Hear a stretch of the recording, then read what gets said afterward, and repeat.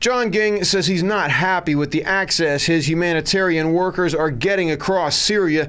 The UN humanitarian worker said his teams recently crossed conflict lines in the country for the first time, however, in a deal that Ging says his team worked out with the Syrian government. After a considerable discussion, they agreed that we would have, from their perspective, all of the support that we needed to cross the conflict lines. We tested that then immediately with our mission when we went to Homs and successfully crossed into Tel Beise. That one good incident is exceptional in a sad sea of bad news. According to Ging, 2 million Syrians are internally displaced and more than 4 million remain in need. Wealthy Arab nations, along with France and Turkey, have provided millions to pay militants and arm them to overthrow the Syrian government, but the humanitarian appeal for everyday Syrians is grossly underfunded.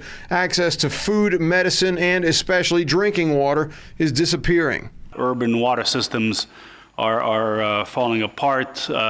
We've done an assessment of the amount of water accessible to displaced, for example, and that's gone down to a third of what was the case before the conflict, from 75 liters per person per day to 25 liters per person per day. According to Ging, medicine that used to be widely manufactured in Syria is now hard to find. And afterward, he spoke out about the irony of the appalling humanitarian need, pointing out that before the Troubles, Syria was the place where millions of Palestinian and Iraqi refugees lived for years, adding that they were treated well, even integrated into society. The Syrian Arab Red Crescent remains his team's key partner, but aid integrity remains crucial in a zone where everything, especially humanitarian aid, has become so political. But we should not be naive.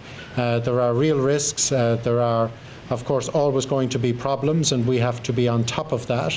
And that's why we have to be more present out there on the ground with international presence, and that's our big focus at the moment, is to get more international presence out there on the ground. Better protected and staffed camps, he said, were keys to keeping humanitarian aid from being stolen by militant opposition groups. Hank Flynn, Press TV, New York.